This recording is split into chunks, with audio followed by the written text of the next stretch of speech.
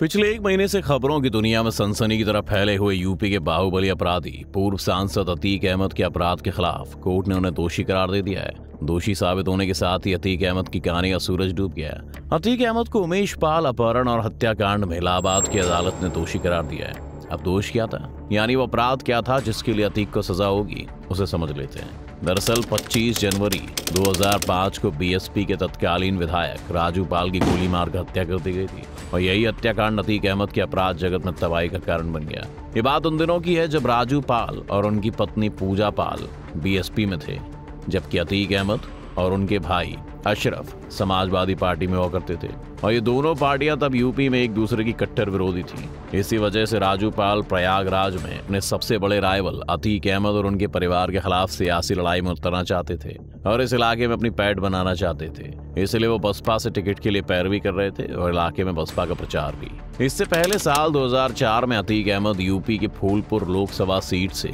Samajwadi party के ticket पर जीतकर सांसद बन चुके थे। इससे पहले वो इलाहाबाद पश्चिम विधानसभा सीट से विधायक थे, लेकिन उनके सांसद बन जाने के बाद वो सीट खाली हो गई थी। कुछ दिनों बाद उपचुनाव का ऐलान हुआ। इस सीट पर सपा ने सांसद अतीक अहमद के छोटे भाई अशरफ को अपना उम्मीदवार बनाया। इसी चुनाव में बसपा से राजू पाल को टिकट मिल गया और वो अशरफ के खिलाफ चुनाव मैदान में उतर गए। चुनाव हुआ तो उन्होंने अतीक अहमद के भाई अशरफ को हरा दिया और विधायक बन गए। अतीक और उसका पूरा परिवार उपचुनाव में मिली हार पचा नहीं पा रहा था। वो राजू पाल को अपना दुश्मन मान बैठा था और इसी दौरान अतीक ने राजू पाल को रास्ते से हटाने की साजिश रच डाली। 25 जनवरी 2005 को बसपा विधायक राजू पाल अपने घर लौट रहे थे। राजू खुद अपनी क्वालिस कार चला रहे थे। उनके साथ उनके समर्थकों की एक स्कॉर्पियो भी थी। तभी कुछ कार सवार हमलावर उनका पीछा करने लगे। इसी बीच राजू पाल ने किसी वजह से रास्ते में कार रोकी। जैसे उनकी कार थमी, कुछ हथियारबंद लोगों ने उन पर ताबड़तोड़ फायरिंग शुरू कर दी और फिर जब उन्हें ऑटो में बिठाकर हॉस्पिटल ले जाया जा रहा था तो हमलावरों ने करीब 5 किलोमीटर तक ऑटो का पीछा करके उस पर गोलियां चलाई ताकि राजू बच न जाए। इस हत्याकांड में देवीलाल पाल और संदीप यादव की भी मौत हुई थी।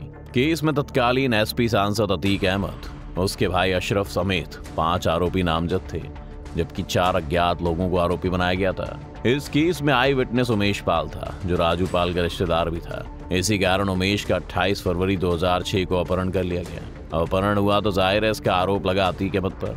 उमेश पाल ने जो कंप्लेंट लेटर दर्ज करवाई थी उसके मुताबिक अतीक ने इस मामले में उस पर बयान बदलने पर दबाव डाला था, लेकिन ऐसा नहीं करने पर उसका अपहरण कर लिया गया। उमेश पाल ने बताया कि उसे किडनैप करके अतीक के पास ले जाया गया, जहां बयान नहीं बदलने पर उमेश पाल को उसके परिवार समेत जान से मारने की धमकी दी गई थी। और तो और उमेश के मुताबिक अतीक के वकील ने उसे एक पेपर दिया जिसमें बयान लिखा था, जो उमेश को जबरदस्ती कोर्ट में बोलने के लिए कहा गया था।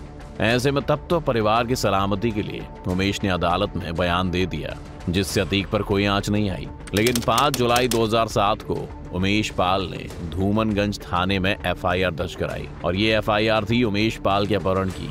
अपहरण का मुकदमा दर्ज कराया गया। इसमें सबसे बड़ा आरोपी था अतीक अहमद और यहीं से अतीक अहमद की बर्बादी शुरू हो गई और अतीक अहमद पर यह मुकदमा चलने लगा। लेकिन अपहरण के इसी मामले पर कोर्ट में बहस के लिए ही इसी 24 फरवरी को उमेश पाल कोर्ट गया था। कोर्ट की कार्यवाही खत्म होने के बाद उमेश पाल घर वापस आ रहा था और कुछ बदमाशों ने गाड़ी से उतरते ही उसे गोली मारकर उमेश पाल की हत्या कर दी। ये घटना उमेश पाल के घर के ठीक सामने हुई। इसमें उमेश की सुरक्षा में शामिल 2 पुलिस वालों की मौत हो गई।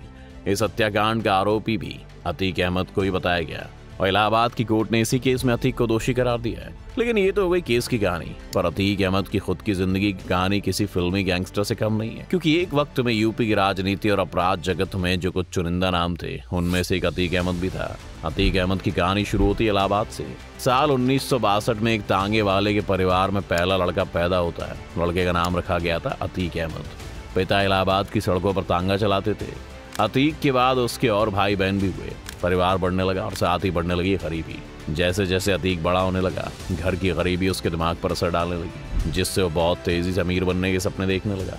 10वीं क्लास में फेल होने के बाद उसने पढ़ाई छोड़ दी और गुंडागर्दी करने लग गया। उसका मकसद था इलाके के सबसे बड़े माफिया चांद बाबा को हराना।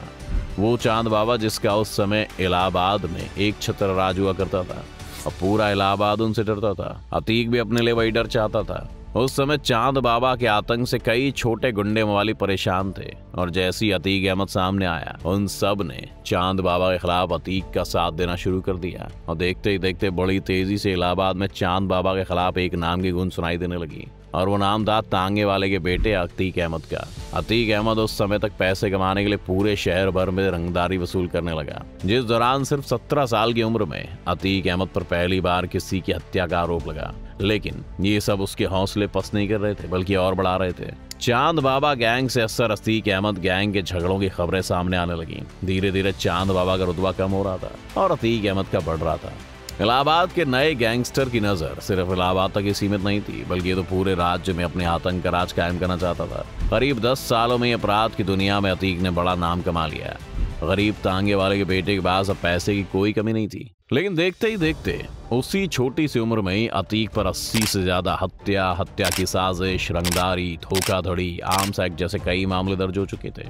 और उस समय भी सभी गैंगस्टर्स के बीच में अतीक की तूती बोलती थी। लेकिन एक चीज जो अभी भी अतीक की पहुंच से दूर थी, और वो था पॉलिटिकल पावर। लेकिन जिस हिसाब से अतीक इलाहाबाद में अपनी पैठ जमा चुका था, वो दिन भी दूर नहीं था। 1989 तक कई बड़े नेताओं से भी अतीक अहमद का उठना बैठना हो गया। इसीलिए अतीक अहमद को यह समझ आने लगा कि पैसे के अलावा अगर पावर भी चाहिए तो सियासत के शतरंज को खेल खेलना ही होगा। इस कारण 1989 में अतीक अहमद ने पहली बार निर्दलीय उम्मीदवार के रूप में इलाहाबाद से पहला चुनाव लड़ा। लेकिन यहाँ पर बात यह थी कि दूसरी तरफ चांद बाबा भी चुनावी लड़ाई में थे, लेकिन जीत मिली अतीक अहमद को। अब अतीक अहमद नेताजी बन चुके थे। नेता बन जाने के बाद भी अतीक पूरी तरह से अपनी पकड़ नहीं बना पा रहा था। इसलिए जीत के कुछ समय बाद ही चांद बाबा की सरे बाजार हत्या कर दी गई। आरोप अतीक अहमद पर गया, लेकिन सबके बावजूद अतीक अहमद की ताकत बढ़ती जा रही थी। अब इलाहाबाद में अतीक जैसा कोई नहीं रह गया था। इसीलिए अतीक अहमद ने पहले 3 बार तो निर्दलीय चुनाव जीत हासिल की, जिसके बाद 1996 में समाजवादी पार्टी ने उसे टिकट दी और अतीक समाजवादी पार्टी के विधायक बन गया। और वो वक्त आ चुका था जब अतीक को अपने सारे शौक पूरे करने थे। जब भी अतीक का काफिला निकलता, महंगी गाड़ियां उनके काफिले का हिस्सा होती। 4 बार विधायक बन चुके अतीक अहमद के कब्जे में अरबों रुपए की जमीन थी। लेकिन 2004 में अतीक अहमद ने राजनीति में एक नई राह चुनी और विधायक से आगे उठकर सांसद बनने की राह पकड़ ली। जिसके बाद 2004 के लोकसभा चुनाव में अपना दल ने फूलपुर सीट से अतीक को सांसद का टिकट दिया और अतीक ने इस पर जीत भी दर्ज की। प्रयागराज के माफिया ने संसद तक का सफर पूरा कर लिया था। 2004 में जब अतीक अहमद ने फूलपुर से सांसद के लिए चुनाव लड़ा तो उनकी इलाहाबाद की विधायक की सीट खाली हो गई। अतीक ने अपने भाई अशरफ को यहाँ से चुनाव लड़वाया, लेकिन अशरफ चुनाव हार गए। और फिर हुआ वही जिस केस में राजू पाल मारे गए, उमेश पाल किडनैप हुए, फिर मारे गए। और अब उसी मामले में अतीक अहमद को उम्र कैद की सजा सुना दी गई है। तो दोस्तों, ये थी अपराध की दुनिया के बाहुबली सांसद अतीक अहमद की कहानी, जो अब आजीवन जेल में रहेंगे। ऐसे लोगों ने एक वक्त में भारत की राजनीति के अपराधीकरण में बहुत बड़ी भूमिका निभाई थी। ऐसे में आज के समय अगर देश तरक्की करना चाहता है तो सबसे पहले पॉलिटिक्स और समाज से इन अपराधियों को खत्म करना होगा। आपकी इस मामले में क्या राय है, हमें कमेंट बॉक्स में बता सकते हैं। साथ ही इस वीडियो को लाइक और शेयर करना ना भूलें और हमारे चैनल को सब्सक्राइब भी कर लें।